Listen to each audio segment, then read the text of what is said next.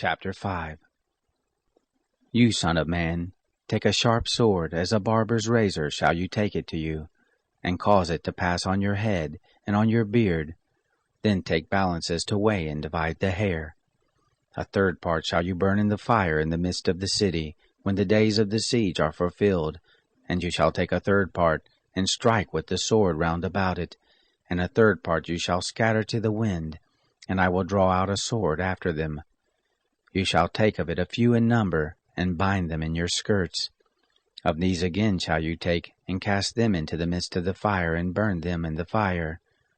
From it shall a fire come forth into all the house of Israel. Thus says the Lord God, This is Jerusalem. I have set her in the midst of the nations, and countries are round about her. She has rebelled against my ordinances in doing wickedness more than the nations, and against my statutes more than the countries that are round about her. For they have rejected my ordinances, and as for my statutes, they have not walked in them.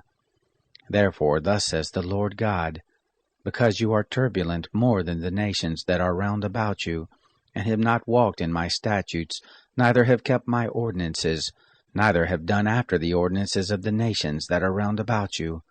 Therefore thus says the Lord God, Behold, I, even I, am against you, and I will execute judgments in the midst of you in the sight of the nations. I will do in you that which I have not done, and whereunto I will not do any more the like, because of all your abominations.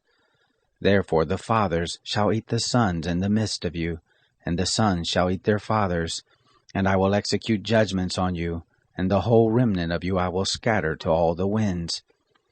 Therefore, as I live, says the Lord God, surely, because you have defiled my sanctuary with all your detestable things, and with all your abominations, therefore will I also diminish you, neither shall my eye spare, and I also will have no pity.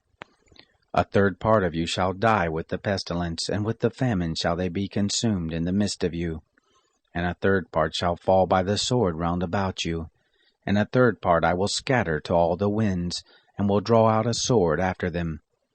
Thus shall my anger be accomplished, and I will cause my wrath toward them to rest, and I shall be comforted, and they shall know that I, the Lord, have spoken in my zeal, when I have accomplished my wrath on them. Moreover, I will make you a desolation and a reproach among the nations that are round about you, in the sight of all that pass by. So it shall be a reproach and a taunt, an instruction and an astonishment to the nations that are round about you, when I shall execute judgments on you in anger and in wrath, and in wrathful rebukes. I, the Lord, have spoken it. When I shall send on them the evil arrows of famine that are for destruction, which I send to destroy you, and I will increase the famine on you, and will break your staff of bread.